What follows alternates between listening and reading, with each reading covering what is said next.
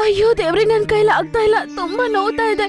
ದೇವ್ರೆ, ದಯವಿಟ್ಟು ನನ್ನ ಈ ಕೊನೆಯ ಒಂದು ಆಸೆಯನ್ನು ನೆರವೇರಿಸಪ್ಪ. ಆಮೇಲೆ ನಿನ್ನ ಹತ್ರ ನನ್ನ ಕರ್ಕೊಂಡು ಹೋಗು.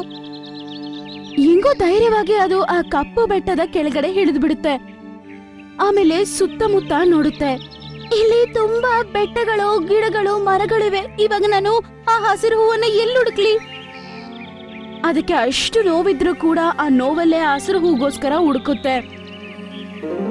ಕೊನೆಗೆ ಅದಕ್ಕೆ ಆ ಹಸಿರು ಹೂವ ಇರುವ ಜಾಗ ಸಿಕ್ಬಿಡುತ್ತೆ. ಆ ಹಸಿರು ಹೂವಗಳಲ್ಲಿ ಒಂದು ಹೂವನ ಅದಕ್ಕೆ ಕಿತ್ಕೊಂಡು ಅಲ್ಲಿಂದ ಹಾರಕ್ ಹೋಗುತ್ತೆ. ಆ ಸಮಯದಲ್ಲಿ ಅದಕ್ಕೆ ಪಾಪ ತುಂಬಾನೇ ನೋವು ಶುರು ಆಗತ್ತೆ. ಅಯ್ಯೋ, ತುಂಬಾ ನೋವ್ತಾ ಇದೆ. ದೇವ್ರೆ, ನನಗೆ ದಯವಿಟ್ಟು ಧೈರ್ಯ ಕೊಡು. ಇಲ್ಲಿಂದ ನಾನು ಈ ಹಸಿರು ಹೂವನ್ನ ಎತ್ಕೊಂಡೋಗಿ ಹೆಂಗಾದ್ರೂ ಅವ್ರಿಗೆ ಕೊಡ್ಲೇಬೇಕು. ನನಗೆ ಸ್ವಲ್ಪ ಹೊತ್ತು ನೋವಿಲ್ಲದೆ ಕಾಪಾಡಪ್ಪ. ಅದು ಕೆಳಗಡೆ ಕೂತ್ಕೊಂಡು ತುಂಬಾ ಜೋರಾಗಿ ಉಸಿರಾಡಕ್ ಶುರು ಮಾಡತ್ತೆ. ಆಮೇಲೆ ಸಡನ್ ಆಗಿ ಅದ್ ಮೇಲೆ ನೋಡುತ್ತೆ.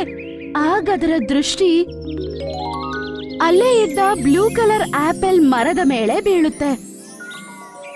ಡಾಕ್ಟರ್ ಕೋತಿ ಹೇಳಿದ್ದು ಈ ಬ್ಲೂ ಆಪಲ್ ತಿಂದ್ರೆ ನನ್ನ ಹೊಟ್ಟೆ ನೋವೆಲ್ಲ ಸರಿಯಾಗತ್ತೆ ಅಂತ ಅಲ್ವಾ?